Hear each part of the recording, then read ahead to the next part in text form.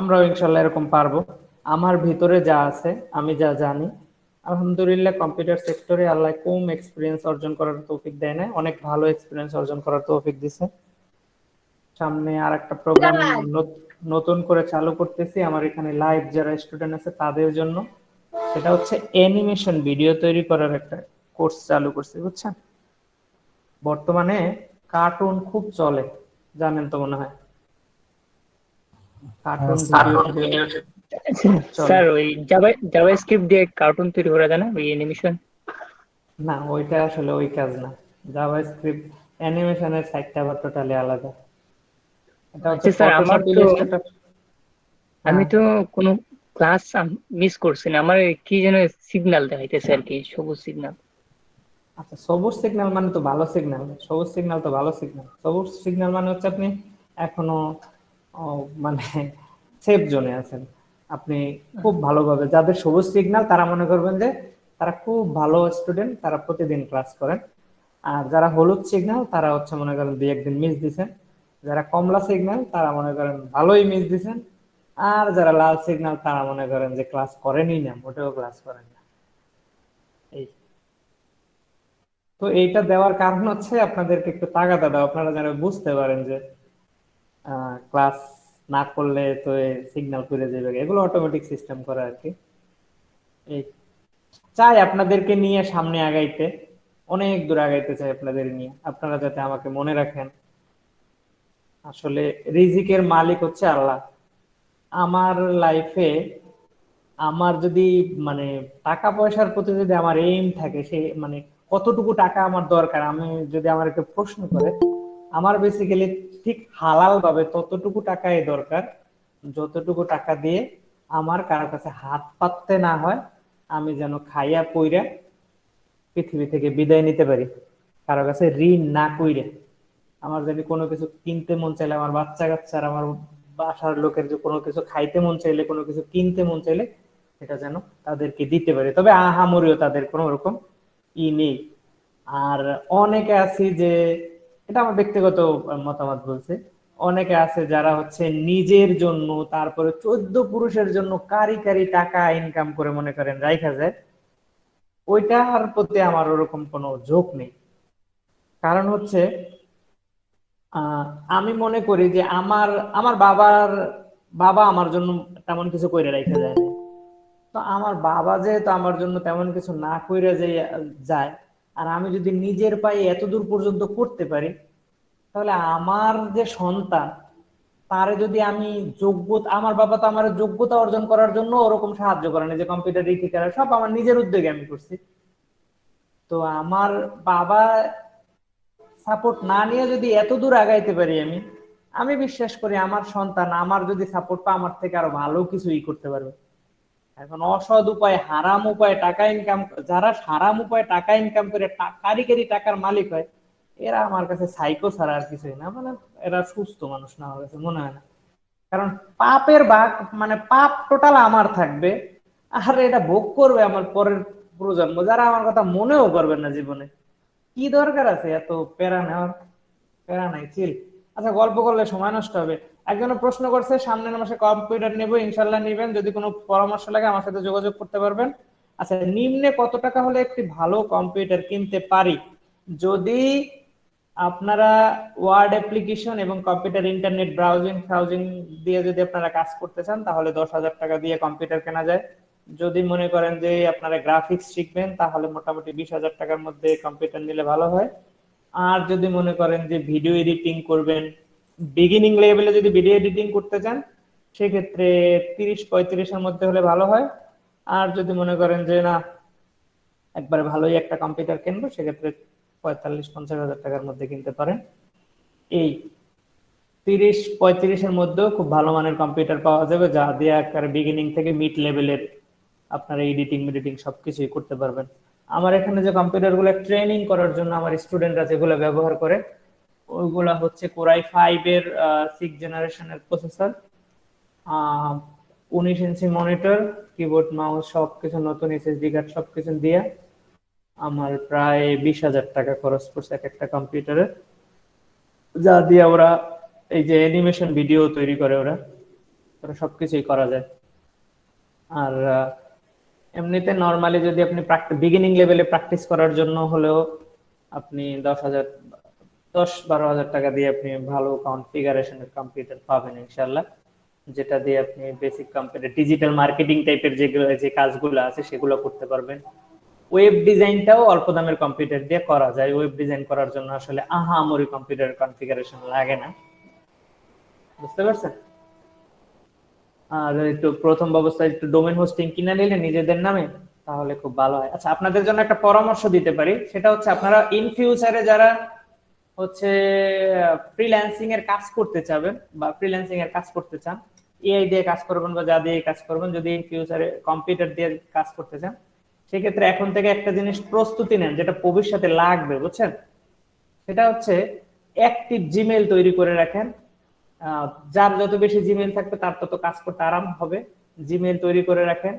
তারপর হচ্ছে যদি ফেসবুকে পেজ থাকে, যারা ডিজিটাল মার্কেটিং বা অ্যাফিলিয়েট মার্কেটিং করেন তাদের জন্য খুব কাজে দেয়।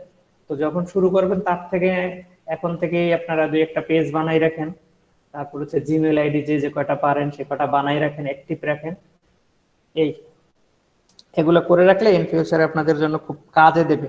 জিমেইল থাকলেই হবে, বাকিগুলো আপনারা পরবর্তীতে তৈরি করতে পারবেন, নাহলে কিন্তু আপনার জিমেইলের জন্য প্যারায় পড়া লাগে আর কি, কিনা লাগে।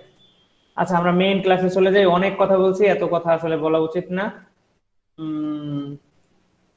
আর যদি কারো ক্লাসের মধ্যে যদি কারো কোনো প্রশ্ন থাকে, ভালো একটা বুদ্ধি পাইছি, সেটা হচ্ছে সবাই কমেন্ট সেকশনে হচ্ছে তার তার প্রশ্নটা করে যাবেন। আমি ক্লাসের লাস্টে সবার প্রশ্নের উত্তর দেওয়ার চেষ্টা করব। আচ্ছা, চলে যাচ্ছে আমাদের মেইন ক্লাসে। আমার কম্পিউটার দেখা যাচ্ছে, টোটাল কম্পিউটারটাই দেখে মানে দেখা যাওয়ার কথা। টোটাল স্ক্রিন দেখা যাচ্ছে? হ্যাঁ স্যার, দেখা যায়। আচ্ছা, তো প্রথমে আসি আমরা আমাদের কম্পিউটারের ডেস্কটপ ভিউতে। আমরা যখন কম্পিউটার অন করি আমরা জানি এটা হচ্ছে আমাদের কম্পিউটারের ডেস্কটপ ভিউ। হ্যাঁ, তো ডেস্কটপ ভিউতে হচ্ছে আমরা যে কাজগুলো জরুরি ভিত্তিতে করি সেই কাজগুলোর আইকন, ফোল্ডার মোল্ডার এগুলো আমরা এখানে রেখে দিই। এবং আমরা যখন কোনো সফটওয়্যার ইনস্টল করি, ইনস্টল করার পরে সেই সফটওয়্যারের মেইন আইকনটা অনেক সময় শর্টকাট হিসেবে এই ডেস্কটপে থাকে। তো এখান থেকেই আমাদের কম্পিউটারের যাত্রা শুরু হয়। মোবাইলে যেরকম হোম স্ক্রিন থাকে, কম্পিউটারে এরকম ডেস্কটপ স্ক্রিন থাকে। ডেস্কটপের নিচে যে এই অংশটা, এইটাকে বলা হয় টাস্ক বার। এই টাস্ক বার বেসিক্যালি লক করা থাকে। এই যে টাস্ক বারের উপরে রাইট বাটন ক্লিক করে এই যে লক দা টাস্ক বার, এটা ক্লিক করলে এটা লক খুলে যায়। আবার এখান থেকে লক দি টাস্ক বারে ক্লিক করলে এটা লক হয়ে যায়। আচ্ছা, কিবোর্ডে এবং মাউসে যে লেফট বাটন রাইট বাটন আছে, এটা আসলে বলার আর মনে হয় না যে দরকার আছে, তারপর বলে দিচ্ছি। মাউসে দুইটা বাটন থাকে, একটা হচ্ছে ডান পাশে, একটা বাম পাশে। হচ্ছে লেফট বাটন আর একটা হচ্ছে রাইট বাটন। এতটুকু অন্তত সবাই জানেন আশা করি। আচ্ছা, তো মাউসের রাইট বাটনে ক্লিক করে এই যে লকটা খুলে দিলাম। খুলে দেওয়ার পরে এটা যদি আমি এইভাবে টান দিই তাহলে এটাই এই যে ডান পাশে চলে আসছে, দেখছেন? আবার যদি এটাকে উপরের দিকে টান দিই তাহলে যে উপরে চলে আসছে। আবার যদি এটা বাম পাশে নিয়ে যাই তাহলে বাম পাশে চলে আসছে। তো এইভাবে কম্পিউটারে মানে মাউসের চাপ লেগেও অনেক সময় এটা সরে যেতে পারে। তো ডান পাশে থাকা, উপরে থাকা, বাম পাশে থাকা, এটা আমাদের জন্য ইউজফুল না, ভালো লাগে না। তো আমরা এখানেই রাখতে চাই। তো এখানে যাতে এটা না নড়াচড়া করে এই জন্য আমরা এটাকে লক করে রাখবো। ঠিক আছে, গেল এটা।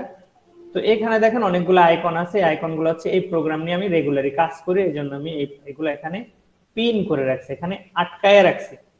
তো যদি আমরা এটা পিন করতে না চাই, যেমন আমি মাইক্রোসফট ওয়ার্ডের কাজ করব না, মানে আমার লাগে না, যদি না লাগে এটার উপরে রাইট বাটনে ক্লিক করে আনপিন করে দিলাম। এই যে এখানে এখান থেকে চলে যাবে। আবার যদি এটাকে পিন করতে চাই সেক্ষেত্রে আমরা কি করব, এই যে মাইক্রোসফট অফিস ওয়ার্ড, যেখান থেকে এটাকে টান দিয়ে ধরেই আমরা এখানে লাগাই দিতে পারি। এই যে পিন হয়ে গেছে। অথবা আমরা মাইক্রোসফট ওয়ার্ডটাকে ওপেন করব। ওপেন করার পরে আমরা এটার উপরে রাইট বাটনে ক্লিক করে এই যে পিন করে দিলে, এটা ক্লোজ করে দিলেও, এটাকে ক্লোজ করে দিলেও এটা আর এখান থেকে যাবে না। দেখেন এখান থেকে আর যায় না। এবং এটাকে আমরা মুভ করতে পারি, এটাকে ধরে টান দিয়ে যেখানে ইচ্ছা সেখানে আমরা এভাবে রেখে দিতে পারি। যদি ডানে নিতে চাই ডানে, বামে নিতে চাইলে বামে রেখে দিতে পারি। ঠিক আছে, আবার এভাবে আনতে পারি। তো তো এখানের মধ্যে দেখবেন যে যে নিচে দাগ বোঝা যাইতেছে, এটা হচ্ছে অ্যাক্টিভ মানে এই এগুলা এখন ওপেন করা আছে, যেমন এই একটা ওপেন করা আছে, এই একটা ওপেন করা আছে, এই যে হোয়াটসঅ্যাপ ওপেন করা আছে। তো কোনটা ওপেন করা সেটা এই যে নিচে দাগ দেখা বোঝা যায় যে এটা ওপেন করা আছে, ঠিক আছে। আর বাকিগুলা কিন্তু ওপেন নাই, শুধুমাত্র এখানে পিন করা আছে, গেল এটা। এরপরে হচ্ছে আমরা আমাদের কম্পিউটারে ঢুকবো কিভাবে, মাই কম্পিউটারে ঢুকতে হবে। অর্থাৎ আমাদের কম্পিউটারে যে মেমোরি আছে, ফাইল ম্যানেজার আছে, সেই ফাইল ম্যানেজারে কিভাবে ঢুকবো। ফাইল ম্যানেজারে ঢোকার জন্য দেখা যায় না তো, যে এটা আমার এখানে এরকম দেখা যায় না তো, তো মাত্র আসছে। আচ্ছা সবাই কি দেখা যাচ্ছে? জি স্যার, দেখা যাচ্ছে তো। আচ্ছা, সবাই যদি দেখতে পারেন তাহলে হচ্ছে আমি মনে করি যে আমার ঠিক আছে। আচ্ছা, তো দিস মানে মাই কম্পিউটারে যাওয়ার জন্য কতগুলো আছে, মানে সিস্টেম আছে। প্রথম হচ্ছে এই ডেস্কটপের ভিতরে দেখবেন দিস পিসি নামে একটা আইকন আছে, এটার উপরে ক্লিক করলে এভাবে মাই কম্পিউটারে যেতে পারে, ফাইল এক্সপ্লোরার। এইটা যদি না থাকে, সাপোজ এটা নাই, তাহলে আপনারা এই যে এখানেও পাবেন অনেক সময়, এই যে টাস্ক বারের মধ্যে অনেক সময় এরকম ফোল্ডার করা থাকে, এখানে ঢুকে আপনি দিস পিসিতে ঢুকতে পারেন, ঠিক আছে। এছাড়াও যদি এখানেও যদি এই জায়গাও যদি না পান, এই জায়গাও যদি না পান, তাহলে কি করবেন, তাহলে এই যে স্টার্ট মেনুতে ক্লিক করবেন এবং এখানে গিয়ে লিখবেন যে দিস পিসি, PSIS, এই যে দিস পিসি লিখলে এই যে চলে আসবে, আপনি এখান থেকেও এইভাবে ওপেন করতে পারবেন। তো এই হচ্ছে আমার কম্পিউটারের হার্ড ড্রাইভের মেমোরি। আমার কম্পিউটারে টোটাল 3টা হার্ড ড্রাইভ আছে, 3টাই আছে, 2টা SSD আছে, একটা হচ্ছে হার্ড ড্রাইভ আছে। তো এই SSDর ভিতরে হচ্ছে আমি উইন্ডোজ রাখছি, আর হচ্ছে এই যে 2টা খালি আছে। তো আমি কি করছি, আমার এই হার্ড ড্রাইভ গুলা প্রত্যেকটা পার্ট, এগুলাকে এক একটা পার্টিশন বলে বা এক একটা পার্ট বলে, ঠিক আছে। এই প্রত্যেকটা পার্টে আলাদা আলাদা নাম লিখে রাখছি যে কোনটার মধ্যে আমি কি রাখি। যেমন আমার সফটওয়্যার গুলো এখানে রাখছি, ফ্রিল্যান্সিং এর ফাইল গুলো এখানে রাখছি, ভিডিও এডিটিং এর ফাইল এখানে, গ্রাফিক ডিজাইনের ফাইল এখানে, ওয়েব ডিজাইনের ফাইল আছে এখানে। তো এইভাবে করে আমি আমার ফাইলগুলো সুন্দর করে সাজিয়ে রেখেছি। এখানে দেখেন সুন্দর করে সিরিয়ালটা কোন জায়গা থেকে শুরু হয়, প্রথমে CAB Baat, C drive, DEFGHI, এরকম ভাবে ধারাবাহিক ভাবে থাকে। তো সি ড্রাইভটা দেখেন মোটামুটি ভরা আছে। সি ড্রাইভে আমাদের কম্পিউটারের যাবতীয় প্রোগ্রাম থাকে। আমরা কম্পিউটারে উইন্ডোজ দেওয়ার পরে আমাদের কম্পিউটারে যত সফটওয়্যার আছে, যত প্রোগ্রাম আছে, এবং আমরা ভবিষ্যতে যত সফটওয়্যার ইনস্টল করব, সমস্ত সফটওয়্যারে হচ্ছে এই সি ড্রাইভে থাকে। এই জন্য আমরা বিগিনিং লেভেলের যারা, তারা এই সি ড্রাইভে কখনোই প্রবেশ করব না। যখন আমরা অ্যাডভান্স বুঝতে পারবো সবকিছু, তখন সি ড্রাইভে প্রবেশ করি, কোনো সমস্যা নেই। কিন্তু বিগিনিং লেভেলে আমরা সি ড্রাইভে প্রবেশ করব না, কারণ একটু উল্টাপাল্টা হয়ে গেলে অনেক ঝামেলা হয়ে যেতে পারে। অন্য অন্য ড্রাইভ যেগুলো আছে সেগুলোই ঢুকবো আমরা, অসুবিধা নেই। আচ্ছা, আমি একটা খালি ড্রাইভ আছে এখানে, এইটার মধ্যে ঢুকলাম। ঢোকার পরে তো এই হচ্ছে আমাদের ফাইল এক্সপ্লোরার। তো 3 নম্বরে হচ্ছে আমরা ফোল্ডার কিভাবে তৈরি করব, অর্থাৎ কম্পিউটারে ফোল্ডার কিভাবে তৈরি করা হয় সেটা আমরা দেখব। এই যে খালি জায়গাটা,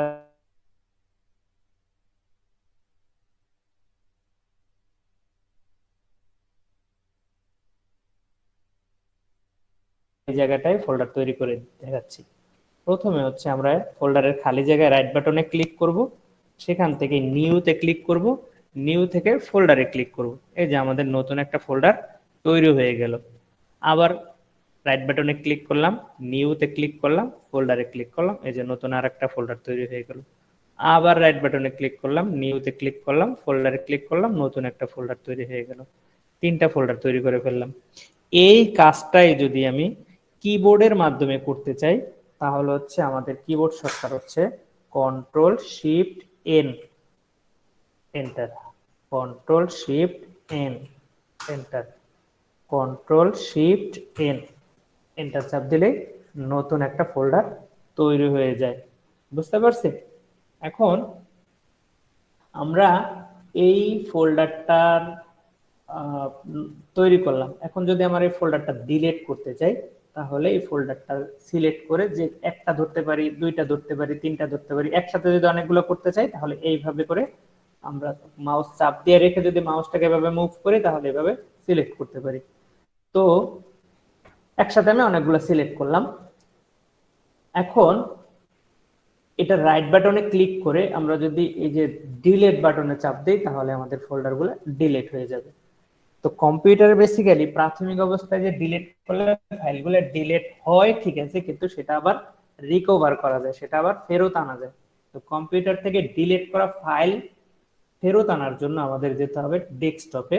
ডেস্কটপে দেখবেন যে রিসাইকেল বিন নামে একটা ফোল্ডার আছে, এই ফোল্ডারটা ওপেন করবেন এবং এখানে দেখবেন যে আপনার ডিলিট করা ফাইল চলে আসছে। আপনি যদি চান যে এই ফাইলগুলো ডিলিট না করে আবার ফেরত নিতে, তাহলে ফাইলগুলোকে সিলেক্ট করবেন, রাইট বাটনে ক্লিক করবেন এবং রিস্টোরে ক্লিক করবেন। রিস্টোরে ক্লিক করলেই দেখবেন যে আপনার সেই ফোল্ডারে ফাইলগুলো আবার ফেরত চলে আসছে। বুঝতে পারছেন? আচ্ছা, গেল এটা। তো এই কাজটা আমরা রাইট বাটনে ক্লিক করে ডিলিটও করতে পারি, অথবা সিলেক্ট করার পরে আমরা ডিলিট বাটন চাপ দিয়েও এটাকে ডিলিট করতে পারি। এই যে ডিলিট হয়ে গেছে, এই ডিলিট হওয়া ফাইলটাকে ফেরত আনার আরো একটা কৌশল আছে, সেটা হচ্ছে আনডু করা। মানে ডিলিট করার সাথে সাথেই যদি আপনি ফেরত আনতে চান সেক্ষেত্রে এটা কাজে দেবে, কিন্তু যদি ডিলিট করার একদিন পরে, 2 দিন পরে বা পরে কম্পিউটার অফ করার পরে আবার যদি অন করে ফেরত আনতে চান, সেক্ষেত্রে আপনাকে অবশ্যই রিসাইকেল বিন থেকেই ফেরত আনতে হবে, অন্যথায় আনার কোনো সুযোগ নেই। কিন্তু ডিলিট করার সাথে সাথেই যদি আপনি ফেরত আনতে চান, তাহলে আপনি কিবোর্ড থেকে কন্ট্রোল জেড বাটন চাপ দিলেই ওটা আবার ফেরত চলে আসবে। মানে আনডু করলেই এটা আবার আগের জায়গায় চলে আসবে। বুঝতে পারছি? আচ্ছা, এরপরে আসি আমরা এই ফোল্ডারগুলো কিভাবে পার্মানেন্টলি ডিলিট করব। মনে করেন যে ফোল্ডারটা আমরা তৈরি করছি বা যে ফাইলটা আমরা তৈরি করছি সেটা হচ্ছে কোনো কনফিডেন্সিয়াল ফাইল। আমি চাই না আমি ছাড়া তৃতীয় পক্ষ এই ফাইলটা খুঁজে পাক। তো সেই জন্য এটাকে আমার পার্মানেন্টলি ডিলিট করতে হবে। পার্মানেন্টলি ডিলিট করার জন্য প্রথমে সিলেক্ট করতে হবে, তারপরে শিফট চাপ দিয়ে ডিলিট চাপ দিতে হবে। আমি আবারও বলছি, শিফট চাপ দিয়ে ডিলিট বাটন চাপ দিতে হবে। ডিলিট বাটন চাপ দেওয়ার পরে আপনার কাছে কনফার্মেশন চাবে যে are you sure you want to permanently delete this folder. মানে এখন যদি আমি ইয়েস বাটন চাপ দিই, তাহলে কিন্তু এই ফোল্ডারটা পার্মানেন্টলি ভাবে ডিলিট হয়ে যাবে এবং এটা আর ফেরত আসবে না, এবং এটাকে আমরা রিসাইকেল বিনেও পাবো না। আমি এটাকে ডিলিট করে দিলাম। দেখি আমরা এখন রিসাইকেল বিনে এটা আছে কিনা। দেখেন, আমি যদি রিসাইকেল বিনে যাই, এখানে কিন্তু কোনো ফোল্ডার নাই। বুঝাইতে পারছি? আচ্ছা, এরপর আমি আবার এই এখানে গেলাম। এখানে যাওয়ার পর আমি আবার কিছু ফোল্ডার তৈরি করলাম। নতুন ফোল্ডার তৈরি করার কিবোর্ড শর্টকাট হচ্ছে control shift N, enter, control shift N, enter, control shift N, enter. ঠিক আছে, আমি কয়েকটা ফোল্ডার তৈরি করলাম। আচ্ছা, একটা মিনিট, একটা লোক আসছে, একটা আপনারা একটু হোল্ড করেন। হ্যাঁ,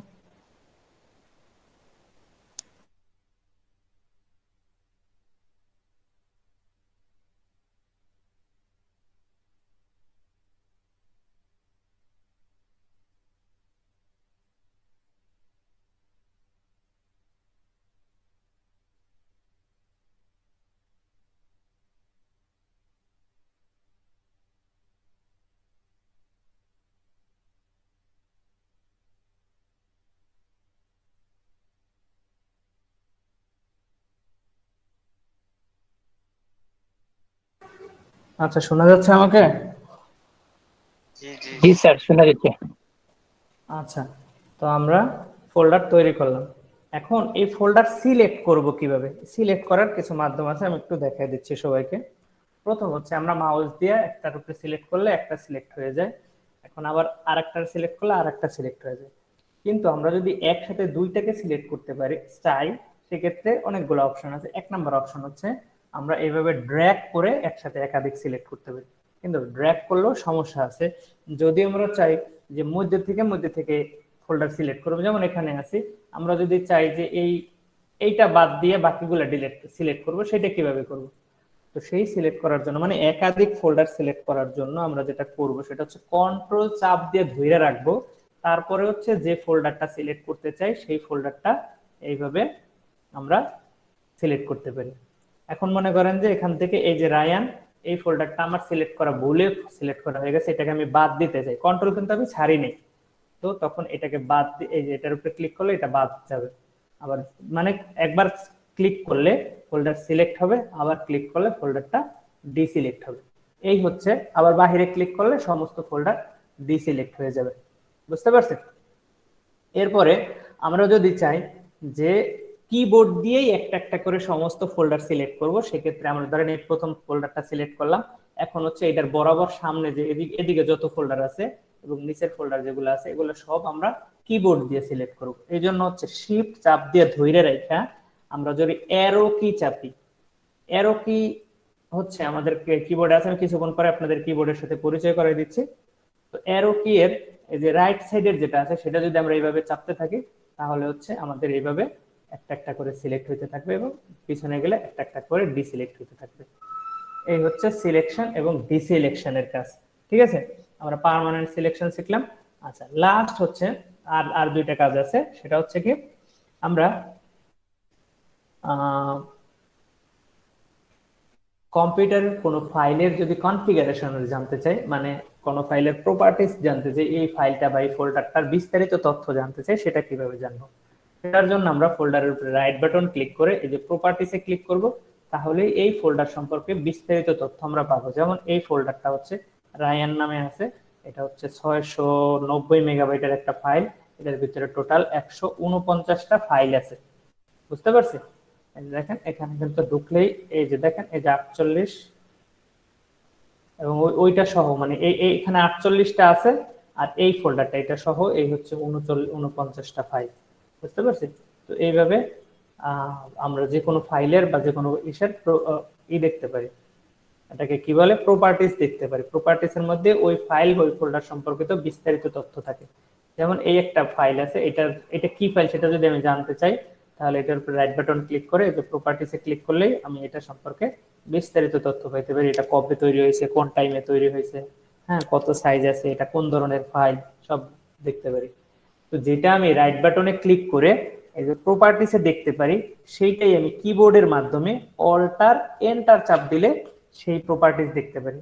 কোনো ফাইলের প্রপার্টিস দেখার কিবোর্ড শর্টকাট হচ্ছে অল্টার এন্টার, মনে থাকে জানো? কোনো ফাইলের কিবোর্ড শর্টকাট কোনো ফাইলের প্রপার্টিস দেখার কিবোর্ড শর্টকাট হচ্ছে অল্টার এন্টার। তো এই হচ্ছে আমাদের কোনো ফাইলের প্রপার্টিস দেখার ব্যাপার। এরপরে আর একটা জিনিস শিখাবো আজকে, সেটা হচ্ছে আমরা কিভাবে ফোল্ডার বা ফাইলকে হাইড করতে পারি সেটা শিখাবো। কোনো ফোল্ডার বা কোনো ফাইলকে হাইড করার জন্য প্রথমে ফোল্ডারটার উপরে রাইট বাটনে ক্লিক করব। রাইট বাটনে ক্লিক করার পরে প্রপার্টিসে ক্লিক করব এবং এখান থেকে যে হিডেন যে অপশনটা আছে হিডেন অপশনের উপরে টিক চিহ্ন দিব। টিক চিহ্ন দেওয়ার পরে আমরা এখান থেকে ওকে চাপ দেব। ওকে চাপ দেওয়ার পরে এখানে apply change this folder sub folder and file, এর ভিতরে আরো ফোল্ডার আছে, সেটা যদি আমি করতে চাই সেক্ষেত্রে আমরা এই যে এটা ওকে দিয়ে দিলাম। ব্যাস, এটা হাইড হয়ে গেছে। দেখেন অলরেডি হাইড হয়ে গেছে। কিভাবে হাইড হয়ে গেছে আমি আবার একটু এটাকে আনহাইড করে নিই, তারপর ব্যাপারটা বুঝাচ্ছি। আমি এটাকে ওকে দিয়ে দিলাম। এই হচ্ছে আমাদের ফাইলটা। অর্থাৎ আমরা কম্পিউটারে যখন কোনো ফোল্ডার হাইড করব প্রথম অবস্থা এইরকম থাকবে।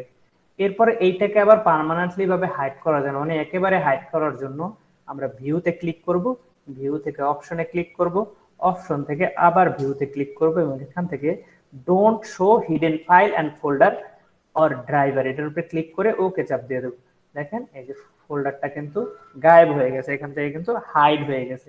আমরা যদি আবার ফোল্ডারটাকে ফেরত আনতে চাই তাহলে আবার আমরা এই ভিউতে ক্লিক করব এবং ভিউ থেকে অপশনে ক্লিক করব, অপশন থেকে আবার ভিউতে ক্লিক করব, এখান থেকে show hidden file and folder উপরে ক্লিক করব এবং ওকে চাপ দেব। ফাইলটা ফেরত আসছে। এরপরে আবার এই ফাইলটার উপরে রাইট বাটন ক্লিক করব, প্রপার্টিসে ক্লিক করব এবং এখান থেকে হিডেন টিক চিহ্নটা উঠাই দিয়ে আবার ওকে চাপ দেব, আবার এখান থেকে ওকে চাপ দেব। ব্যাস, ফাইল আবার আগের জায়গায় চলে আসছে। এভাবে করে আমরা একসাথে একাধিক ফাইলও চাইলে হাইড করতে পারি, আবার আনহাইড করতে পারি। বুঝতে পারছি? এই যে যেমন এটা কিন্তু হাইড করা আছে, এই যে এটাকে আমরা আনহাইড করে দিলাম, এই যে ওকে করে দিলাম। তা আপনি যদি কোনো ফাইল হাইডও করেন, হাইড করার পরে যদি এখানে আবছা আবছা দেখা যায়, সেই ফাইলটাও কিন্তু আপনি ওপেন করতে পারবেন। এখন চলেন আমরা একসাথে অনেকগুলা ফাইল হাইড করি। মনে করেন এখানে যতগুলো ফাইল আছে সবগুলোকে আমি একসাথে হাইড করে দেব। তাহলে পুরোটা সিলেক্ট করলাম, রাইট বাটনে ক্লিক করলাম, এখান থেকে প্রপার্টিসে যাই আমি হিডেন উপরে ক্লিক করে আমরা এটাকে হাইড করে দিলাম। ব্যাস। তো যদি বড় ফাইল হয় সেক্ষেত্রে এরকম একটু সময় লাগতে পারে। সবকিছু হাইড হয়ে গেছে, প্রাথমিক কাজ শেষ। দ্বিতীয় কাজ হচ্ছে ভিউতে ক্লিক করে অপশনে ক্লিক করে এখান থেকে আবার ভিউতে ক্লিক করে don't show hidden file and folder, ওকে।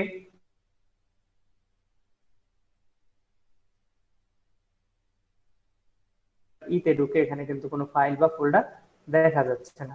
আমরা যদি আবার এটাকে ফেরত আনতে চাই আবার আমরা এখানে এই ফাইল ওপেন মানে যেখান থেকে আমরা হাইড করছি ঠিক ওই জায়গা থেকেই কিন্তু ভিউতে ক্লিক করতে হবে, অন্য জায়গায় গিয়ে ভিউতে ক্লিক করে ফাইল আনহাইড করলে কিন্তু কাজ হবে না।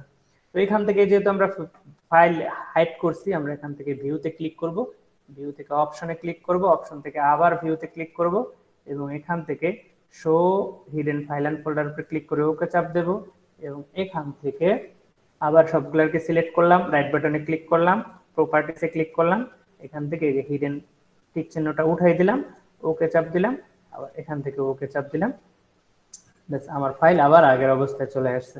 তাহলে আমরা বুঝছি কিভাবে কম্পিউটারে হাইড এবং আনহাইড করা হয়। তো এই পর্যন্ত ছিল হচ্ছে আজকের ক্লাস। তো আজকের ক্লাসের মধ্যে হোমওয়ার্ক আছে, সেই হোমওয়ার্কটা কি, হোমওয়ার্কটা একটু দেখাচ্ছি। আমাদের আরো একটা বাকি আছে, টপিক বাকি আছে, যেটা হচ্ছে কিবোর্ড সম্পর্কে ধারণা। ঠিক আছে, আমার কম্পিউটারের কিবোর্ড কি দেখা যাচ্ছে? জি ভাইয়া। স্যার দেখা যাচ্ছে স্যার। আচ্ছা, তো এই হচ্ছে এইরকম কিবোর্ডে আমরা এই লেআউট, এই যে কিবোর্ডের যে এই যে ডিজাইনটা আছে, এই যে লেআউটটা আছে, মানে এখানে ফাংশন কি থাকে, এখানে নিউমেরিক কি থাকে, এখানে মেনু কি থাকে, হ্যাঁ এখানে হচ্ছে অপশন কি থাকে, এই কিবোর্ড গুলোই আমরা বেসিক্যালি বেশি ব্যবহার করি, সব জায়গায় এই কিবোর্ড গুলোই চলে। এই জন্য আমি এটা থেকেই দেখাচ্ছি।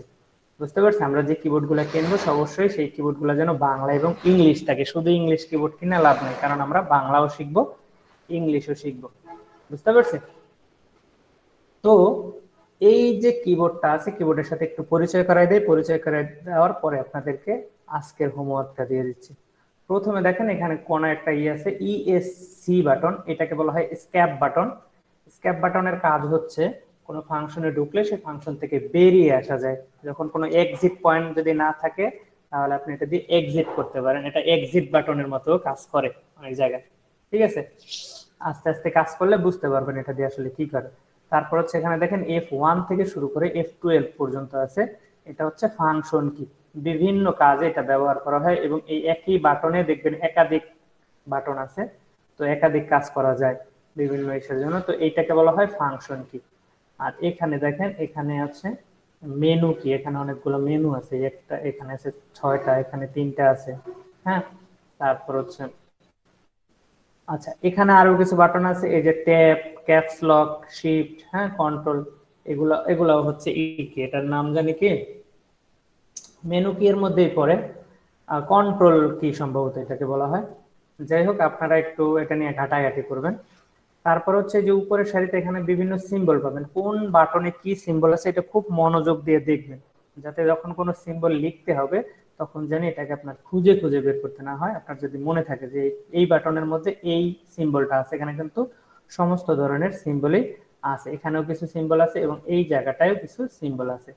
আর এই জায়গাটায় হচ্ছে ক্যারেক্টার, আপনাদের মানে আমরা যে লিখি সেই লেখার অক্ষরগুলা। আচ্ছা, এখন এখানে দেখেন ট্যাব বাটন আছে, এই ট্যাব বাটনের কাজ হচ্ছে যেখানে আমরা স্পেস বেশি ব্যবহার করি সেখানেই হচ্ছে এই ট্যাব বাটনে কাজ করে। ট্যাব বাটনের আর একটা কাজ হচ্ছে ক্যাঙ্গারুর মতো, মানে লাফাই লাফাইয়ে যাওয়া। মাইক্রোসফট ওয়ার্ডে যখন ট্যাব বাটন দিয়ে কাজ শেখাবো তখন বুঝতে পারবেন যে আসলে ট্যাব বাটনের কাজ কি। তো এই হচ্ছে ট্যাব বাটন। ট্যাবের পরে হচ্ছে ক্যাপস লক। ক্যাপস লক দিয়ে বেসিক্যালি আমাদের এখানে আমরা যখন লিখি তখন ছোট হাতের লেখা থাকে, যদি এটাকে বড় হাতের লিখতে চাই তাহলে হচ্ছে আমরা ক্যাপস লক বাটন অন করে তারপরে কাজ করি। ক্যাপস লক বাটন অন করলে এই যে মাঝখানের যে বাতিটা আছে কিবোর্ডের, এই বাতিটা দেখবেন যে জ্বলে। বুঝতে পারছেন? তো বাতিটা জ্বলা দেখেই বুঝতে পারবেন আপনার ক্যাপস লক অন আছে নাকি অফ আছে। তারপর হচ্ছে শিফট বাটন। শিফট বাটনের মেলা কাজ আছে, বিভিন্ন ফাংশনাল কাজ আছে। ঠিক আছে, তো এটাকে ফাংশন কিও বলে, এই যে এখানে যেগুলো আছে এগুলোকে ফাংশন কিও বলে, বিভিন্ন ফাংশনের কাজ আছে। টাইপিং এর ক্ষেত্রে শিফটের কাজ হচ্ছে কোন অক্ষর যদি বড় হাতে লিখতে চাই তাহলে আমরা শিফট বাটন চাপ দিয়ে এই অক্ষর টাইপ করি। তারপর হচ্ছে কন্ট্রোল, কন্ট্রোলও বিভিন্ন ফাংশনাল কাজ আছে। তারপর এটা হচ্ছে কি অল্টার, আর এইটাকে বলা হয় স্টার্ট বাটন বা উইন্ডোজ বাটন। আমরা কম্পিউটার এই বাটনের উপরে ক্লিক করলে যে কাজ হয় এই স্টার্ট বাটনের উপরে ক্লিক করলেও সেই একই কাজ হয়। বুঝতে পারছি? আর এখানে হচ্ছে স্পেস বাটন, স্পেস দেওয়ার জন্য আমরা এই স্পেস বাটন ব্যবহার করি। এই অল্টার এবং কন্ট্রোল বাটন এই সাইডেও আছে, আবার উইন্ডোজ বাটন এই সাইডে আছে। আর এইটা হচ্ছে রাইট বাটনের কাজ করে।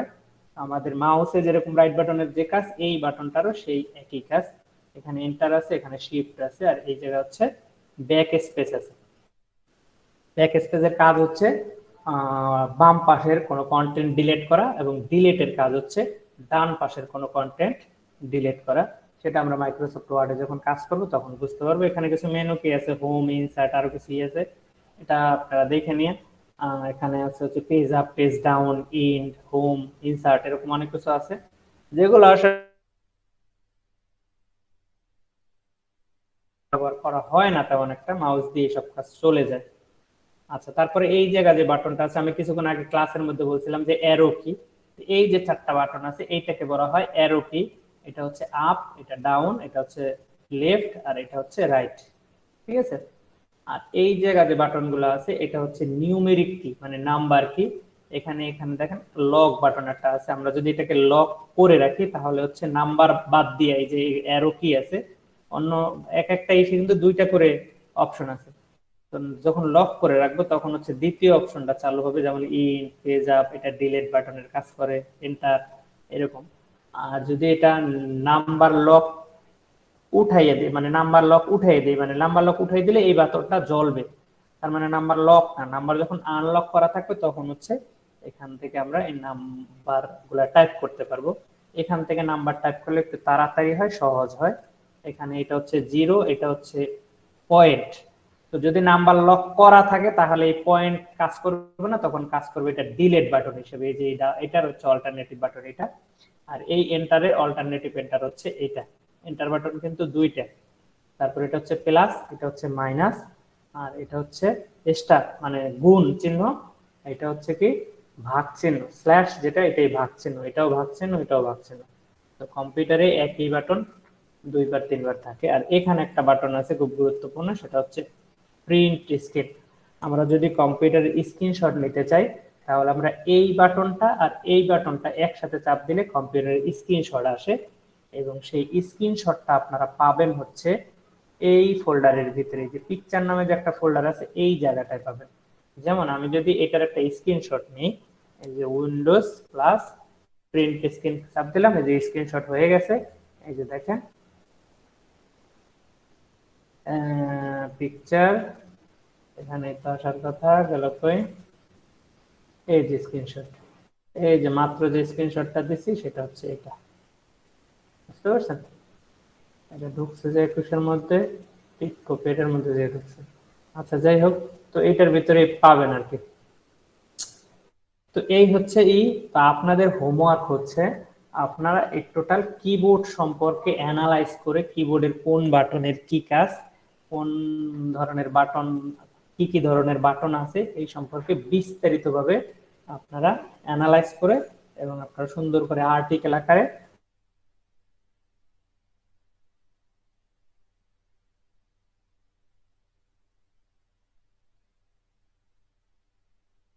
যাবতীয় তথ্য আছে যা, সেটা সুন্দর করে গুছিয়ে লিখবেন। আমি আবারও বলছি, নিজে যা বুঝবেন, নিজে যা জানবেন ঠিক ততটুকুই লিখবেন।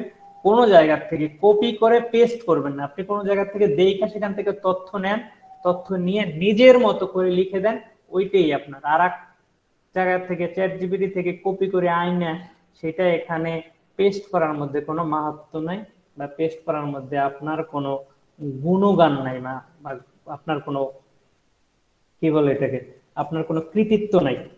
বুঝতে পারছেন? আচ্ছা, তো এই হচ্ছে আজকের ক্লাস। আমরা কয়েকটা প্রশ্ন পাইছি, প্রশ্নগুলো একটু ই করে নেই, উত্তর দিয়ে নেই। প্রথম হচ্ছে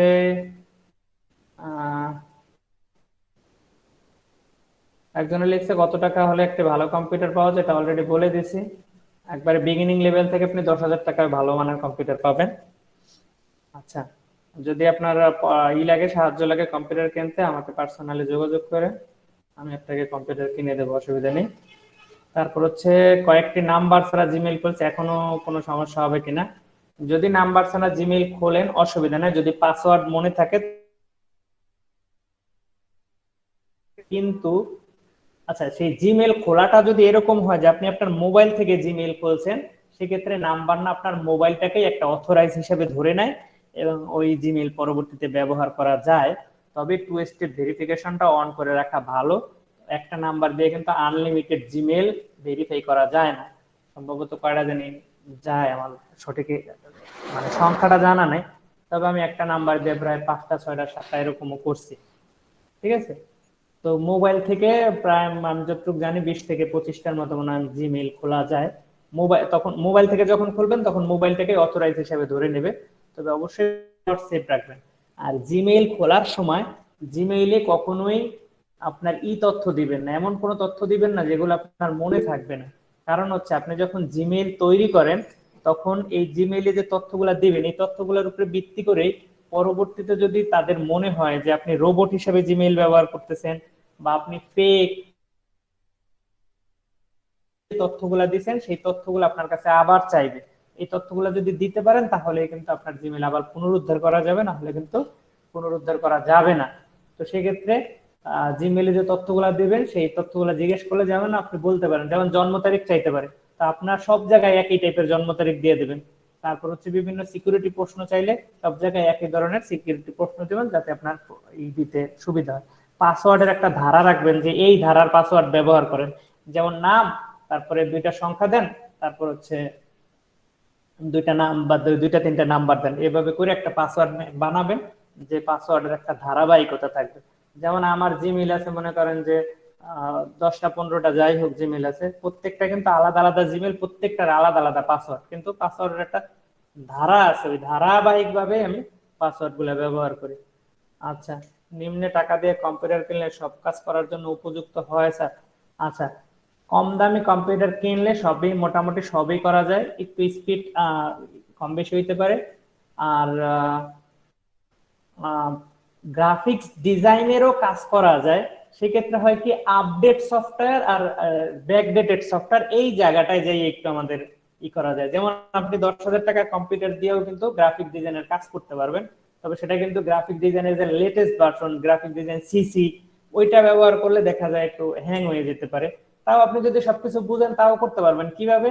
যে ওইটা যেহেতু বেশি স্পেস খায়, তাহলে আপনি গ্রাফিক ডিজাইন যখন চালাবেন তখন অন্য সমস্ত প্রোগ্রাম অফ রাখবেন, একটা একটা করে চালাবেন, এরকম করেও কিন্তু কম্পিউটারে কাজ চালানো যায়। ঠিক আছে, তো 10-15 হাজার টাকার দামের কম্পিউটার দিয়ে ভালো কাজ করা যায়, অসুবিধা নেই। ঠিক আছে, কিন্তু আচ্ছা, এই হচ্ছে যার যতটুকু সামর্থ্য আছে সেই সামর্থ্য নিয়ে কাজ করেন। পরবর্তীতে যদি আপনি কম্পিউটার আপডেট করতে চান সেটা করতে পারবেন। আপডেট করার ক্ষেত্রে হচ্ছে র্যাম, প্রসেসর আর মাদারবোর্ড চেঞ্জ করা লাগে, 3টা জিনিস চেঞ্জ করা লাগে বেসিক্যালি। আর কম্পিউটার কিনলেও দেখা যাচ্ছে সেকেন্ড হ্যান্ড হিসাবে ওইটা বিক্রি করা যায় আবার ভালো দামে। আমি বহুতবার এরকম কম্পিউটার কিনছি, দেখা যাচ্ছে 10,000 টাকা দিয়ে কম্পিউটার কিনছি, 2 মাস 3 মাস 6 মাস 1 বছর চালাইছি, আবার ঠিক এই 8-9 হাজার টাকা বিক্রি করে দিচ্ছে, এরকম বিক্রি করা যায়। আচ্ছা, একজনের লেখছে ল্যাপটপে কি কি সুবিধা আছে? ল্যাপটপ আর কম্পিউটারে যদি হিসাব করেন তাহলে ল্যাপটপে খুলে একটাই সুবিধা আছে, ল্যাপটপ এক জায়গা থেকে আরেক জায়গায় নিয়ে যাওয়া যায়, কম্পিউটার নিয়ে যাওয়া যায় না। ল্যাপটপের ব্যাটারি ব্যাকআপ থাকে, কম্পিউটার থাকে না, কিন্তু বাকি সব দিক থেকেই কম্পিউটার বেস্ট। প্রফেশনাল কাজ করার জন্য কম্পিউটার বেস্ট। একই বাজেটে ল্যাপটপ থেকে কম্পিউটার ডাবল কনফিগারেশনের কম্পিউটার ডেস্কটপ কেনা যায়। আবার কম্পিউটার ল্যাপটপ যেহেতু এক জায়গা থেকে আরেক জায়গায় সহজে বহন করে নিয়ে যায়, এই সুবিধাটার কারণে ল্যাপটপ চুরি হয়ে যাওয়া বা হারাই যাওয়ার ভয় থাকে, ডেস্কটপ হারাই যাওয়ার ভয় থাকে না। আর কম্পিউটারে মনে করেন যে আছে না, দেখে দাঁড়ান একটা মিনিট, মিনিট আছে, 11 মিনিট আছে। তো কম্পিউটারে সব স্ক্রিন বড় থাকে, সব দিক দিয়ে কম্পিউটারের সুবিধা। যদি আপনাদের সুবিধা থাকে আপনারা কম্পিউটার কেনার চিন্তা ভাবনা করেন, ল্যাপটপ কেনার চিন্তা ভাবনা করেন না, কারণ ল্যাপটপের থেকে কম্পিউটারে কাজ করে অনেক বেশি শান্তি, অনেক বেশি আরাম। আচ্ছা, একজন লেখছে যে সি ড্রাইভের স্পেস কি বাড়ানো যায়? হ্যাঁ, সি ড্রাইভের স্পেস বাড়ানো যায়, তবে সেটা হচ্ছে অন্য ড্রাইভ থেকে স্পেস কমাইয়া সি ড্রাইভে ঢুকাই দেওয়া যায়, এটা সিস্টেম আছে। তবে সেক্ষেত্রে অন্য ড্রাইভ ফরম্যাট হয়েও যেতে পারে অনেক সময়। যেমন মনে করেন আমার এখানে আমার স্ক্রিন তো দেখা যাচ্ছে মনে হয়, তাই না? তো মনে করেন যে আমার এই ড্রাইভটা খালি আছে, এই ড্রাইভটা আমি এই সি ড্রাইভের সাথে মার্জ করে দিতে পারবো। যেমন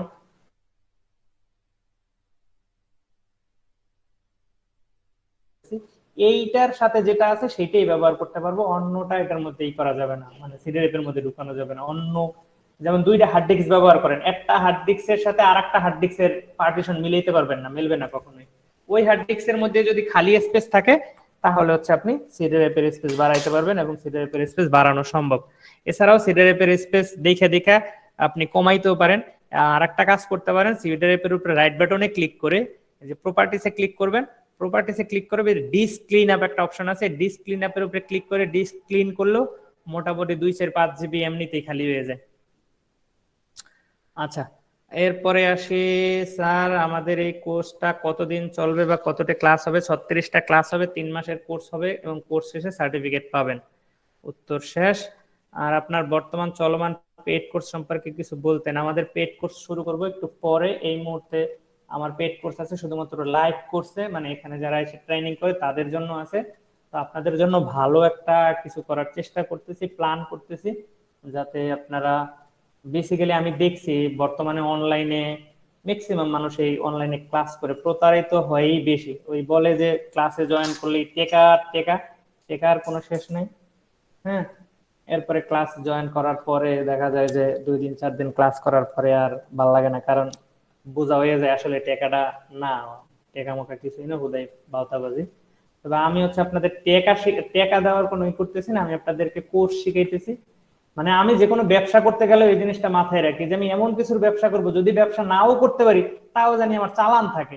যেমন আমি কম্পিউটারের ব্যবসা করতেছি, আমি টাকা আইনা কম্পিউটারের ব্যবসা করতেছি, আমি যদি এরকম চিন্তা করছি যদি কম্পিউটার ব্যবসাটা আমি নাও করতে পারি, আমার স্টুডেন্ট যদি নাও থাকে, তাও তো আমি আমার কম্পিউটার গুলো বেচছে তারপর হচ্ছে আমি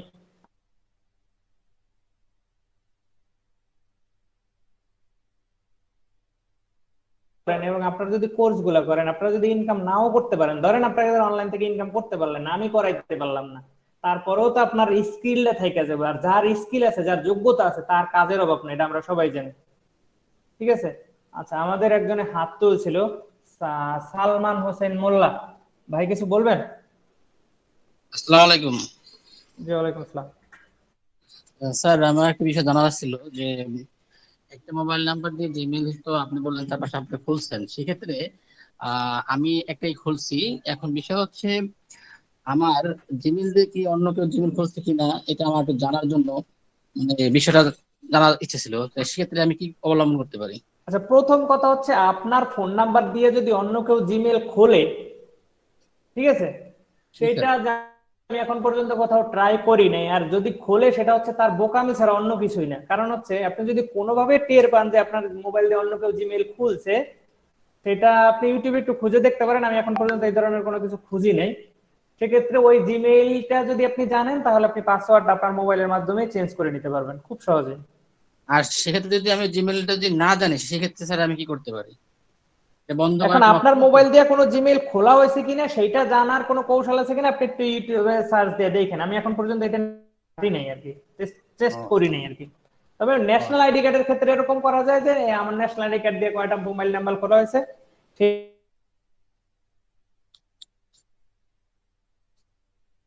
প্রয়োজন হয়নি। তবে আমার এরকম একটা হয়েছিল, আমার ফেসবুক আইডি, মানে আমার জিমেইল দিয়ে একজন ফেসবুক আইডি খুলে চালাইছিল, বাড়ি হচ্ছে ইসে ফরিদপুরে। তো আমি খুব অল্প সময়ের মধ্যেই সেই ফেসবুকের পাসওয়ার্ড, জিমেইলের পাসওয়ার্ড সবকিছু আমার নিজের নামে করে ফেলছি, কিচ্ছু করতে পারে না। তাই এটা বলার একটি কারণ হচ্ছে যে অনেকে তো অনেক কিছু করে, তো সেক্ষেত্রে বলা স্যার। না, জিমেইল দিয়ে আসলে আহামরিতে কেউ কিছুই করতে পারে না। একটা জিমেইলের যার নাম্বার দিয়ে ভেরিফিকেশন করছে, জিমেইল দিয়ে যদি কেউ ওয়াকাম কুকাম করে সেটা যার নাম্বার দিয়ে ভেরিফিকেশন করছে, এরকম দায়ভার খুব কম আসে। তারপর আপনি যদি সচেতন থাকেন, সচেতন থাকা ভালো। স্যার, সবাই গুরুত্ব সহকারে যে ক্লাসগুলো দিয়েছে এগুলো এখন, এগুলো এই টিউটোরিয়াল গুলো কিন্তু আপনারা দেখেন না, শুধু হোমওয়ার্কে জমা দিয়ে দেখেন, কিন্তু এখন যে টিউটোরিয়াল গুলো দিচ্ছি বা যে ক্লাসগুলো করে সেগুলো কিন্তু খুবই গুরুত্বপূর্ণ। সবাই মনোযোগ দিয়ে ভিডিওগুলো আবার দেখবেন, দরকার পড়লে ইউটিউবে দেখবেন, দরকার পড়লে ফেসবুকে দেখবেন। ঠিক আছে? ঠিক আছে স্যার। জি ইনশাআল্লাহ। ঠিক আছে। আর কারো কোনো কিছু জানার আছে? আমরা তাহলে আমি ক্লাসটা একটা শেষ কথা করছি বলি, নাকি? মানে জি আমাদের বলেন। ভিডিও যে বড় হয় না, মানে যে আমরা বাংলা ভাষায় বলি পাতাইরা হয়ে যাবে, এটা এটা হয় না কেন? আপনার ওটি চলাকালীন স্যার। বুঝে নেই আমার, মানে মোবাইল দিয়ে আপনি ওটাকে ফুল স্ক্রিন করতে পারেন নাই তো? মানে আমার ভিডিও, হ্যাঁ হ্যাঁ হ্যাঁ, পুরোটা করা যায় না তো, এটা কিভাবে করার ক্লাস সুযোগ আছে তো? চলাকালীন অবস্থায় আপনি হচ্ছে এটা ফুল স্ক্রিন করতে পারেন নাই তো? হ্যাঁ হ্যাঁ হ্যাঁ হ্যাঁ হ্যাঁ। আচ্ছা, কেউ কি পারেন? আমি আসলে এটা নিয়ে ট্রাই করিনি। হ্যাঁ স্যার পারি। অটো রোটেট অন আমার করে মোবাইলে হচ্ছে অটো রোটেট অন করলেই হয়। আর আপনার ওই যে মোবাইলে একটা দেখবেন দাগ আছে, গোল করে চার কোণা দাগ আছে, ওটা ক্লিক করলে রোটেট দিয়ে ক্লিক ফুল করলে স্ক্রিন হয়ে যাবে। দেখছি মনে হয় না। হয় হয়, আমি এখানে দেখতেছি মোবাইল দিয়ে দেখতেছি ফুল স্ক্রিনে। কারণ এই যে ফুল স্ক্রিন না আসলে লেখাগুলো দেখা যায় না। হ্যাঁ হ্যাঁ অটো রোটেট অন করে তারপর মোবাইল ঘুরে দেখবেন যে হয় কিনা। হবে হবে। হ্যাঁ হবে হয়তো, হ্যাঁ হ্যাঁ হয়েছে হয়েছে, ওটা রোটেটা হয়েছে, রাইট। আচ্ছা, লাস্টে একটা প্রশ্ন করব, খাতা থ্যাংক ইউ। লাস্টে একটা প্রশ্ন করব, খাতা নিয়ে ক্লাস করতে বলছেন কেডা কেডা? হাত তোলেন আমি বইছি। দেখি, খাতা কলম নিয়ে ক্লাস করতে বলছেন কে কে? হাত তোলেন। যারা খাতা কলম নিয়ে বসছে তারা হচ্ছে প্রকৃত স্টুডেন্ট, তারা হচ্ছে একবারে মনের থেকে চায় যে তারা শিখতে, আমি যেটা বিলিভ করি।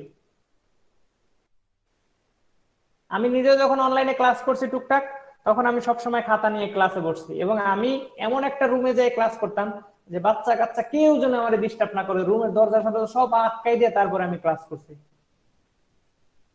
কারণ হচ্ছে আমি ক্লাসে খুব সিরিয়াস ছিলাম। যাই হোক, সবাইকে অনেক ধন্যবাদ। ইনশাল্লাহ আপনাদের সাথে আবার ক্লাস হবে শনিবার থেকে। শনিবার আরো কিছু বেসিক কম্পিউটারের কিছু কোর্স বাকি আছে, শনিবার সেটা শেষ করতে পারলে করবো, নাহলে আর একটা দিন নেবো, তারপর আমরা মাইক্রোসফট ওয়ার্ড শুরু করবো। ঠিক আছে? ইনশাআল্লাহ স্যার। জি ঠিক আছে। সবাই তাহলে ভালো থাকবেন। আল্লাহ হাফেজ।